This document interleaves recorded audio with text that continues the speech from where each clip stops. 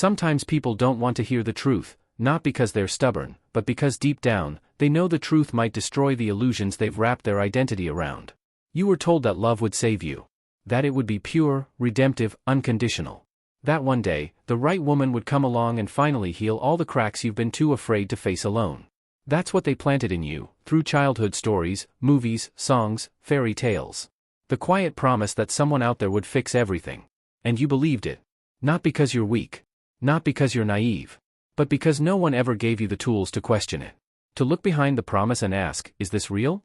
Or is this just another story? What if that promise was never real to begin with? What if the love you've been chasing isn't salvation, but a kind of strategy, one embedded so deeply into human instinct that it feels like fate?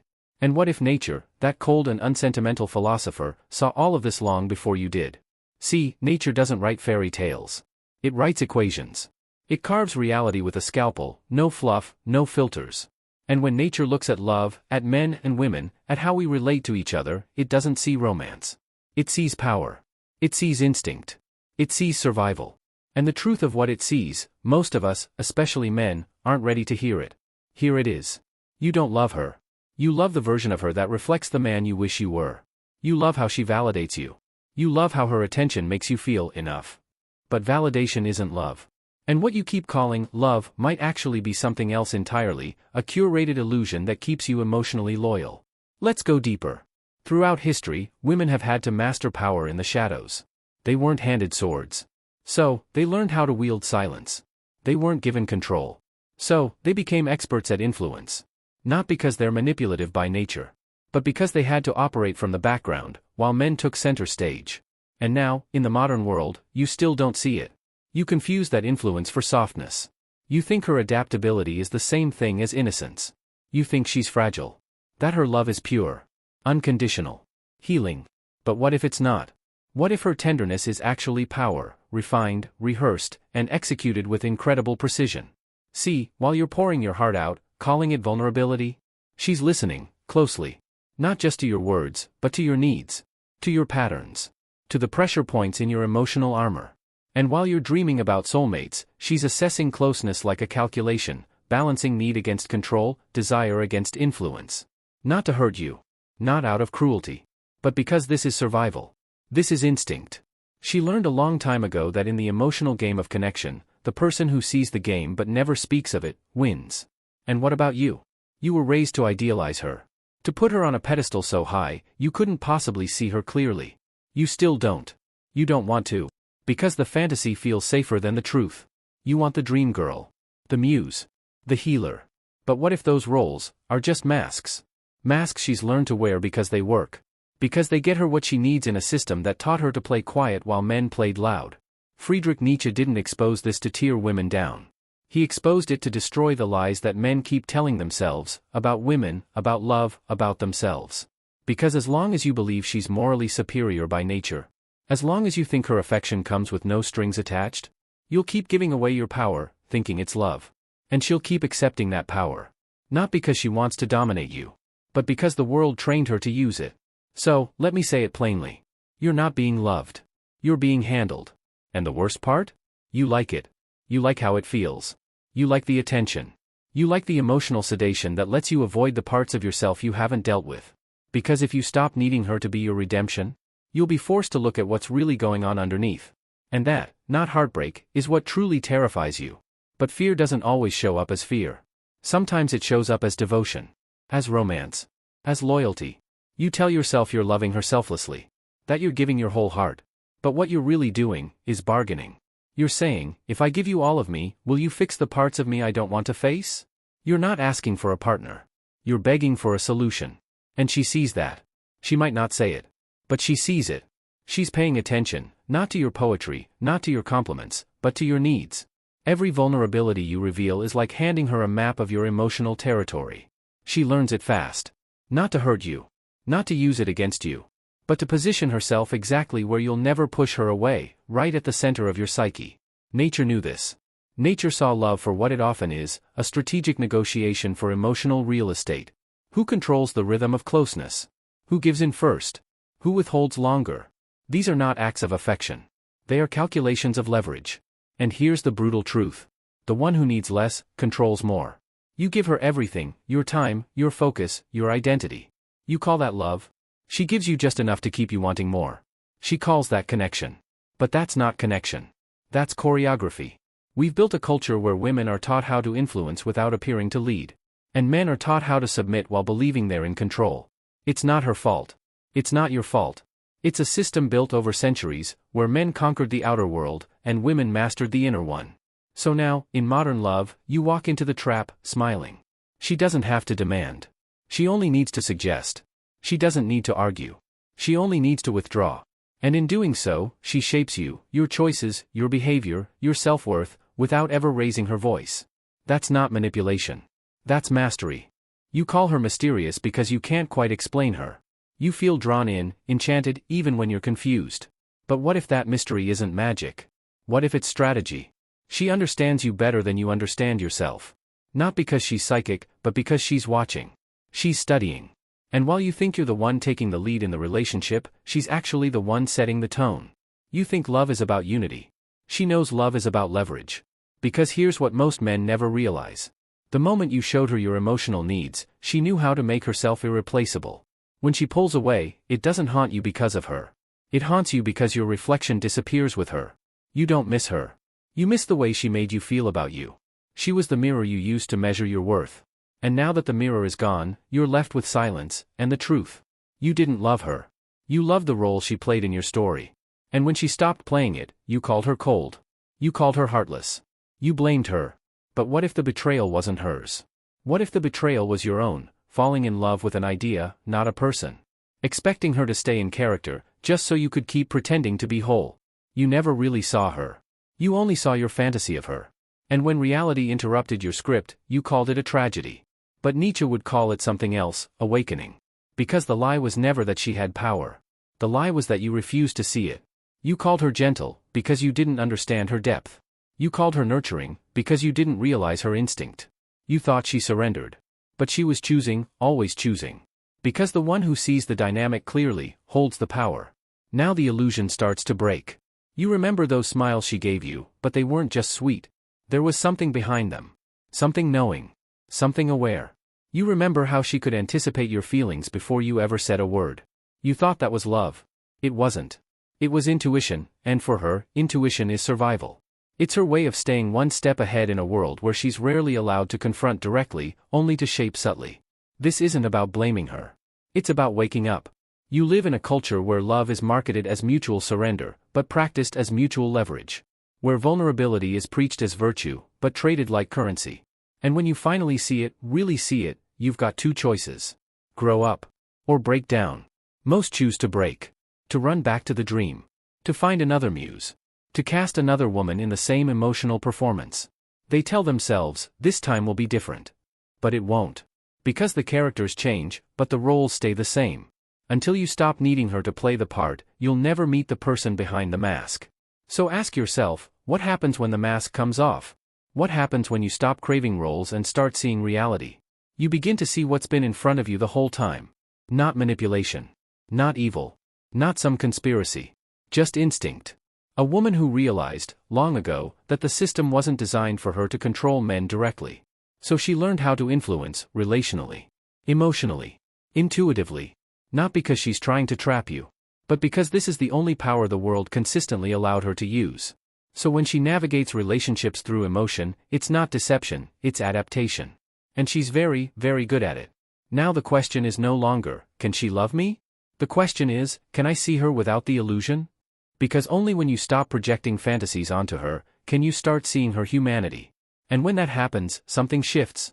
Love stops being about need. It starts becoming about truth. But truth is never easy. Because the truth will ask you to let go of the story that has comforted you your whole life. The story that says, if she loves me, I am safe. If she stays, I am enough. If she believes in me, then I can believe in myself. But those are stories. Not truths. And when the story starts to crack, you feel like everything's collapsing. Not because love is gone, but because the illusion is. You weren't protecting love. You were protecting the story you built around it. That's why it hurts so much. That's why the heartbreak feels like an identity crisis. And here's what nature, and Nietzsche, tried to tell us, in the quiet spaces most people avoid. The person who sees the game without bitterness, without blame, without fear. That person begins to rise above it. Because love, when rooted in emotional dependence, will never be equal. It can't be. She doesn't need to ask you to change. You do it automatically. She doesn't have to demand submission. You offer it, hoping for connection. Hoping for certainty. You've convinced yourself that if she accepts you, then you are worthy. That her attention is proof you matter. But what if she never asked to carry that weight? What if she was just being herself, and you turned her into a symbol? A symbol of healing. A symbol of wholeness. You didn't fall in love with her. You fell in love with what she represented to you. And now that the mirror has cracked, you don't know who you are anymore. But this is the real work. Not romantic gestures. Not desperate texts. Not promises to change. The real work is looking in the mirror and saying, I wanted her to save me, because I was too afraid to save myself. And once you say that, once you own that, something beautiful starts to happen. You don't shrink. You grow. You start to understand that real love doesn't come from worship. It comes from clarity. From seeing each other, not as saviors, not as symbols, but as people. Imperfect. Strategic. Instinctual. But real. And from that place, something new can begin. Not a story. Not a fantasy. Not a performance. But a relationship built on truth. You were told that love is the highest virtue. That to love selflessly, to give everything without asking anything in return, makes you a good man. But what if that's not selflessness? What if it's just emotional dependency dressed up as nobility?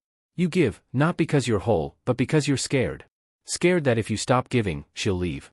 Scared that if you assert yourself, you'll lose the only thing that makes you feel okay. So you keep offering more. More attention. More approval. More of yourself, until there's almost nothing left. And you call that love? But it's not love. It's fear. It's control, wearing a polite face. If I do enough, you think, she'll stay. She'll choose me. I'll finally be enough. But that's not connection. That's bargaining. And deep down, she feels it. She may never say it. She may not even consciously realize it. But she senses when your love is loaded with expectations. When every gift comes with a silent plea, please don't abandon me. That's not bravery. That's emotional submission. Not through force, but through orbiting. You revolve around her moods, her approval, her silence. You try to win her by disappearing into who you think she wants you to be. And she sees it. Because she's been trained to see it. Not to manipulate you, but to survive. In a world where direct power was denied to her, she became fluent in emotional power. Where you see romance, she sees rhythm. Where you feel devotion, she feels dynamics. She may not ask you to compromise. But you do. You soften your voice. You suppress your truth. You silence your anger. Because in your mind, if she loves you, then you're safe. But she didn't ask to be your savior. She didn't ask to be your therapist, your mother, your healer. She just showed up as herself. And you turned that into a mirror. A mirror for your pain, your loneliness, your need to feel wanted. And when that mirror cracked, when she stopped reflecting back the version of yourself you were trying to hold on to, you didn't just feel rejected. You felt abandoned by the story. Because the truth is, you weren't protecting her. You were protecting the myth. The myth that if she chooses you, you finally matter. That if she stays, you are whole. But stories aren't truth. They're comfort. And when reality intrudes, you call it betrayal. Nietzsche wouldn't call it betrayal. He'd call it a gift. An opportunity to wake up. You thought she was gentle, because you didn't see how alert she was. You thought she was soft, because you didn't realize how precise her instincts had to be. She wasn't weaker. She was watching, always calculating, not to control you maliciously, but to stay safe in a system that rarely gave her control. You thought she was surrendering. But she was selecting. You thought she was giving in. But she was choosing, moment by moment. Because she understood something you never did. The one who sees the truth without speaking it, holds the key. And now, the blindfold starts to fall away. You remember the way she smiled, but you start to notice the depth behind that smile. You remember how your moods shifted and how she adjusted before you even said a word. You used to call that love. Now, you see it for what it was, emotional intelligence forged from centuries of adaptation. This is not about accusing. This is about awakening. You live in a world where love is advertised as surrender, but it's practiced as strategy. Where vulnerability is romanticized, but often weaponized. And once you realize that, you can either evolve, or retreat. Most retreat. Back to the dream. Back to the myth. They say, this time will be different. But it won't be. Because the actors change, but the roles stay the same. You find a new woman. You cast her in the same script? You hand her the same expectations. And then you're shocked when the ending plays out exactly like before. Until you stop needing her to be your savior, you'll never be ready to meet her as an equal. And equality? It doesn't come from obedience. It comes from clarity. That means seeing her, not through the lens of your fantasy, but through the truth of her humanity. She's not a goddess. She's not a villain. She's not your missing piece.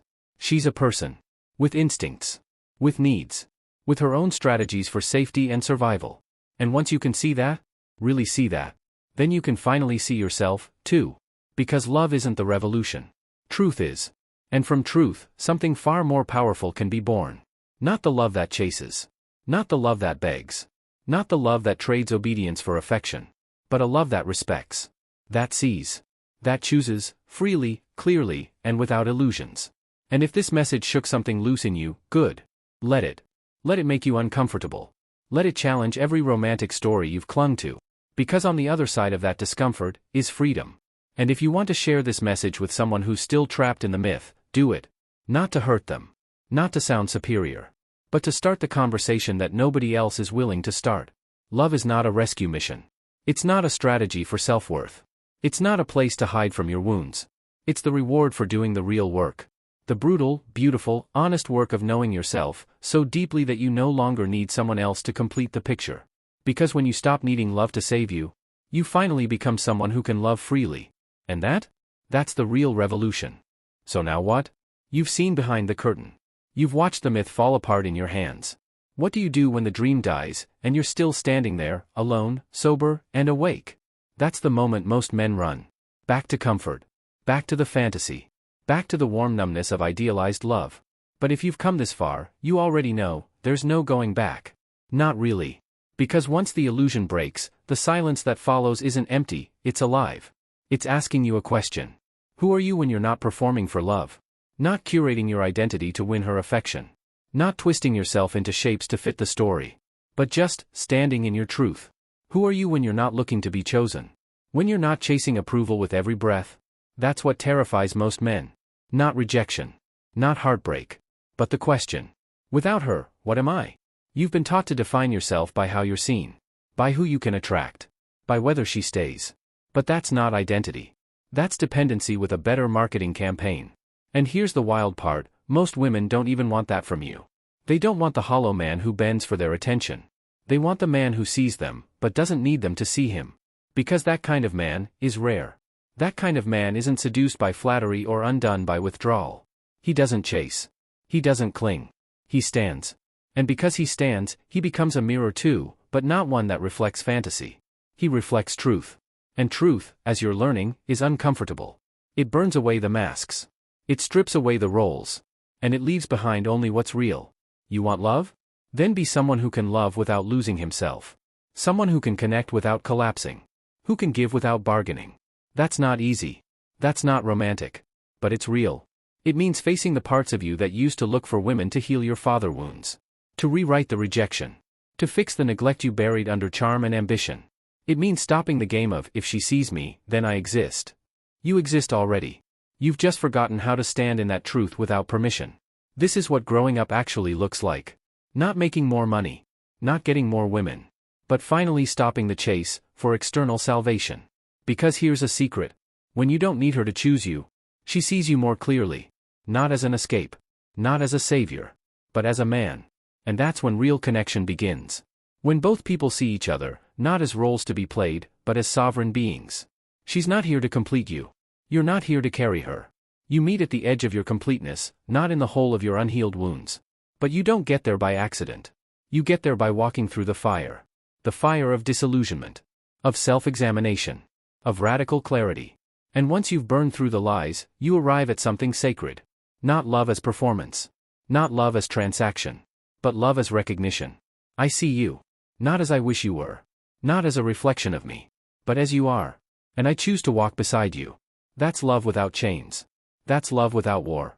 And it starts with you. With letting go of the dream that someone else will make you whole. With finally turning inward and asking the question you've avoided your whole life. What if there's no rescue coming? What if it's just me, my breath, my shadow, and my choices? At first, that feels like despair. But sit with it long enough, and it becomes power. Because now you're no longer waiting. You're creating. You're no longer trying to be chosen. You're choosing. You're no longer addicted to softness because you fear your own rough edges. You're owning your masculinity, not as domination, but as direction. You stop asking, will she stay? And start asking, do I even want this if I'm not losing myself to get it? That's the pivot. That's the revolution. You stop being a boy in search of mothering. You become a man in search of truth. And with that truth, you build something stronger than romance. You build a relationship with yourself. Not the self you show to be liked. Not the self you weaponize to get laid. But the part of you that never needed to perform at all. The part that's been silent. Patient. Watching. Waiting for you to grow up enough to hear him. That voice? That's your actual strength. That's the you who doesn't need applause to be confident. Who doesn't need affection to feel alive. That's the man who doesn't chase power, because he is power. And when you finally meet him, everything changes. Because now, you no longer fall in love to feel worthy. You bring worthiness into the love. You no longer ask her to complete the story. You invite her to co-author something real. And if she leaves, you don't collapse. You grieve. You honor what was. But you stay rooted in what still is, you. Unshaken. Unfinished. Unfolding. Because now, you know the truth. You were never meant to be saved. You were meant to be awakened. So here you are. On the other side of illusion. You've stared into the mirror. You've watched the myths melt. And now you stand, not broken, not bitter, but awake. The question is no longer, why did she leave? It's, why did I need her to stay? The pain that once felt like abandonment? It's something else now. It's information. It's clarity. She didn't destroy you. She revealed you. Revealed the parts of you still aching for validation. The little boy who wanted to be chosen. The man who wrapped his identity around a woman's presence. And instead of running from that, you faced it. You stopped bargaining with fate. You stopped rehearsing worth through someone else's affection. You didn't just survive the disillusionment, you grew through it. That's rare. Most people will never get here. They'll stay stuck in cycles, romantic highs, tragic endings. Each time saying, next time it'll be different. Without ever becoming different themselves. But you're here. Because something in you said, enough. Enough pretending that love is unconditional when your entire identity hinges on her approval. Enough calling it romance when it's really negotiation. Enough turning women into gods, and yourself into a worshipper begging for wholeness. You stopped. And in that stillness, you found the one thing no relationship could give you. Sovereignty. That doesn't mean isolation. It means foundation. It means that your sense of self no longer rises and falls based on her mood, her attention, her love. You are not swayed by silence. You are not defined by distance. You are not broken by loss. Because now, you know the difference between connection and dependency. Now, you understand. You don't fall in love to find yourself. You love from the self you've already found. That's not just maturity. That's liberation. And this liberation doesn't make you colder. It makes you clearer. It doesn't kill romance. It resurrects it, without illusion. You stop needing her to be perfect. You stop needing her to save you. Instead, you meet her with presence. Not control. Not performance. But real, grounded presence. And whether she stays or goes, you stay with yourself. That's power. And that's terrifying to a world built on emotional codependence. Because if men wake up like this, really wake up, the entire narrative has to shift. No more nice guys hiding their hunger behind fake gentleness. No more broken boys pretending to be poets. No more men who mistake romantic sacrifice for spiritual growth. Now comes something else. Now comes the man who sees clearly and chooses deliberately. Not from fear. Not from lack. But from strength. He doesn't chase. He invites. He doesn't beg. He offers. And if it's not received, he doesn't collapse. Because he knows his value isn't determined by who accepts it. This man is dangerous, not to women, but to illusion. He can't be manipulated through guilt. He can't be controlled through shame. He can't be seduced by roles. Because he's not playing games anymore. He's living truth. That's the man you're becoming. Not by accident. By intention. By doing the inner work most avoid. By telling yourself the truth, even when it hurts. By choosing reality over fantasy, again and again. And from that place, love becomes something else entirely. No longer a rescue mission. No longer a transaction. But a meeting of equals. You don't shrink to be chosen. You rise and let the real ones recognize you. You don't perform worth. You embody it. And when a woman meets you in that space, fully seen, not idolized, you create something rare. A union, not a strategy. A dance, not a contract. A communion, not a codependency. This isn't what the world taught you to expect. It's better. Because it's real. So where do you go from here? You keep walking. You keep untangling old patterns. You keep choosing truth over comfort. You keep building a life so whole, so aligned, that anyone who enters it must rise to meet you there. You stop asking, will someone love me the way I need? You start asking, am I loving myself the way I deserve? You stop searching for the right woman. You start becoming the right man. And if someone walks beside you on that path, beautiful. If not, you're still walking. Because love is no longer your destination. It's your reflection. And now that you've seen yourself clearly, you'll never settle for mirrors that distort you again. This is your return. To sovereignty. To masculinity. To truth. Not the truth sold in songs and stories. Not the truth that flatters. But the truth that frees. And if this spoke to something deep in you, if it rattled your illusions, if it pierced the comfort and left you clearer, not just heavier, then don't just like. Don't just comment. Don't just subscribe. Live it. Start today. Start with silence. Start with honesty. Start with the one thing no one can ever give you, your own presence. And when the world tries to drag you back into the dream, smile. Because you've already woken up. And once your eyes are open, you don't go back to sleep. You go forward.